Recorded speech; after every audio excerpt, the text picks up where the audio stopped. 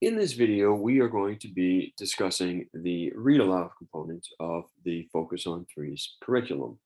All of the learning experiences in Focus on Threes are based on and grounded in the read aloud texts, of which there is one for each week. On the screen here, you can see a read aloud lesson. Um, the read aloud lessons begin with a family engagement section right at the top, as you can see, um, followed by a vocabulary underneath, as well as a materials list. And you can see right here how the materials support the family engagement piece of things in this read aloud for Love Makes a Family. Below the vocabulary and the materials, you will see a script for the first read of the read aloud. The script is divided in two sections. On the left is the script itself. On the right are what we refer to as stage directions that provide some indications as to various illustrations to point to at particular points, vocabulary words to model or to act out, etc. One of the defining characteristics of the Focus on Threes curriculum is that all of the read-alouds, each read-aloud is read 3 times, which provides children with multiple opportunities to deepen their conceptual understanding of the big ideas of the unit. We're now going to walk through what the 3 reads of the read-alouds are all about and what they look like and how they work. On this screen, you can see, starting from the left, the first read of the read-aloud is the introduction read or the introducing read. During this first read, the teacher is reading the book from beginning to end, front cover to the end. The teacher is highlighting key vocabulary, quickly and fluidly defining that key vocabulary, either by giving a child-friendly definition, by utilizing picture cards or realia, or by acting out that vocabulary. And in this first read, children are listening to the story as it's read aloud. They are beginning to understand the meaning of the new vocabulary words, and children are beginning to develop their understanding of the main events in the story. On the next day, there is a read not of the read aloud itself, but of a related supplemental book.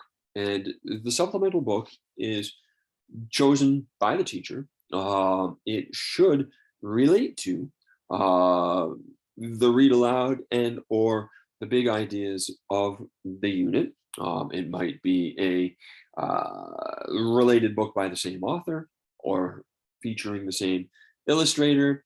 It might contain similar themes, similar ideas, etc. And this is an opportunity to build background information. On the following day, we get to the second read of the read aloud text. And this is called the Reconstruct and Chime In read.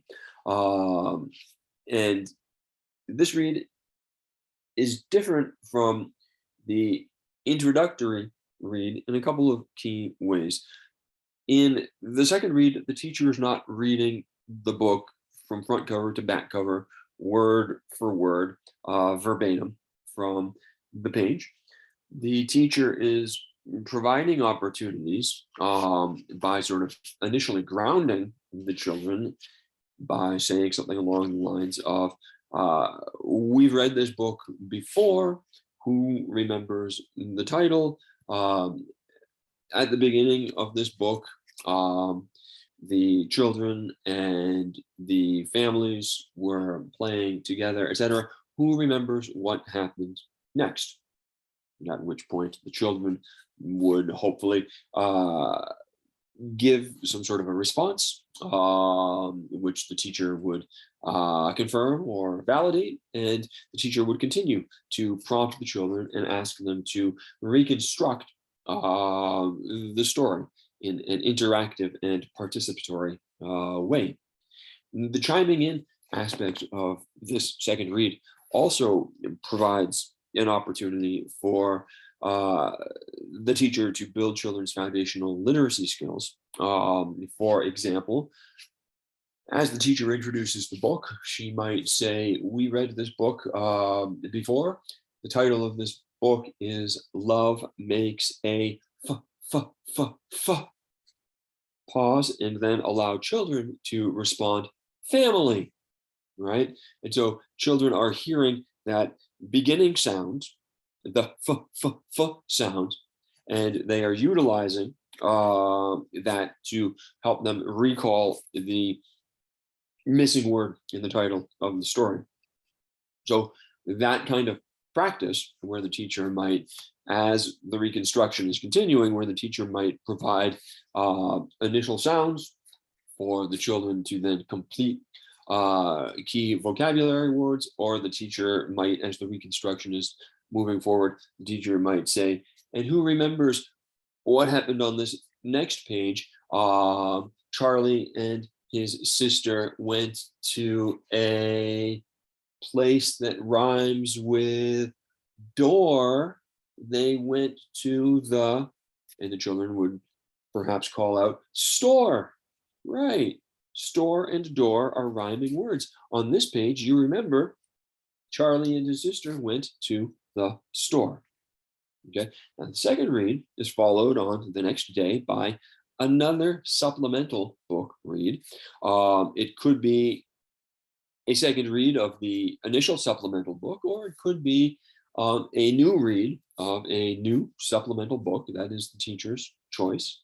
And we then, on the fifth day, have the third read aloud read, which is the acted out read.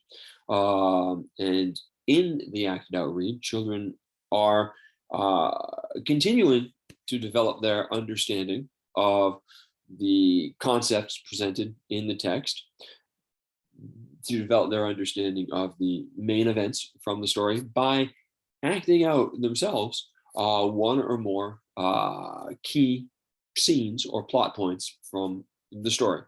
The teacher and or the children will select one or two sort of high interest points in the plot, and children will stand up, take on the roles of the characters, and use vocabulary from the story to act out those plot points.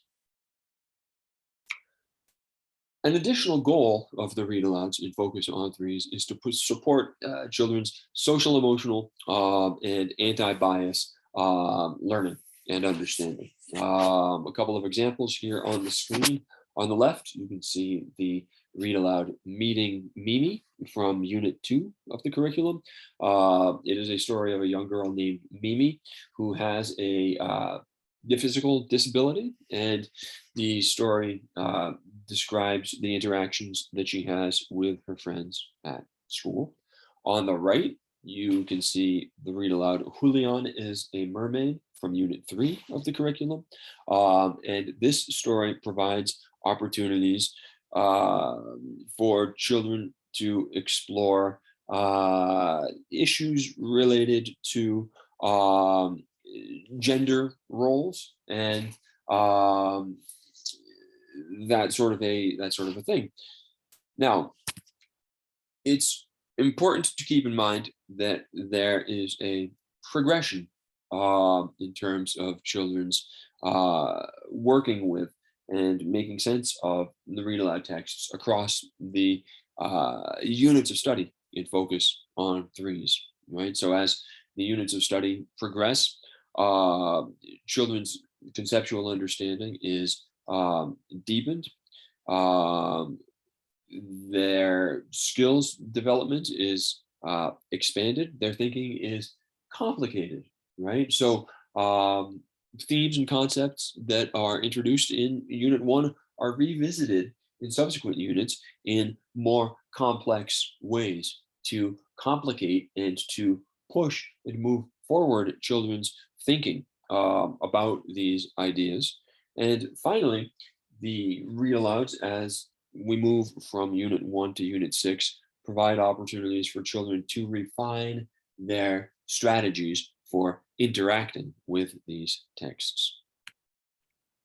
The last thing to think about here in regards to the focus on threes read-alouds is this graphic. And so if we start at the left where it says passive, okay, we are talking about in the first read, children's interest and engagement with the text is quite passive. The teacher is reading the book to the children are sitting and they are listening to the teacher read the book. When we get to the third read, where children are acting out the story, children's engagement is no longer passive, but very active. They are standing up, they are taking on the roles of the characters, they are enacting the story themselves physically with their bodies in a very active way. If we think about children's comprehension of the story and the concepts being presented in the first read, with the discussion questions there, children's understanding and comprehension is at a very literal, concrete level. But as the reads progress, children have the opportunity to engage in more inferential and abstract thinking about those same concepts. If we go down to the bottom here, children's vocabulary, in the first read, children's engagement with vocabulary is very receptive. They are hearing the vocabulary from the teacher. The teacher is telling them or acting out or showing them what the vocabulary words mean. When we get to the third read, the children's engagement with vocabulary is much more expressive. Children are using the vocabulary themselves to act out the text in that third read. It's also important to keep in mind that the staggering of the reads, the second read is not read on the day immediately following the first read. It's read 2 days later, and the third read is not read immediately following the second read. It's read 2 days later. The staggering of the reads allows for children to continue to build their understanding of and their engagement with the texts through playing at learning experiences during centers. Their conceptual understanding and their background knowledge is developed in Let's Find Out About It lessons that occur in between the staggered read aloud reads. And so again, this graphic is a convenient way of understanding the progression of children's interest, comprehension, and vocabulary across the 3 read aloud reads, supported by their play in centers, and their participation in foundational literacy and Let's Find Out About It learning experiences. Please make sure after you have watched this video to complete the read aloud quiz, and have an excellent rest of your day.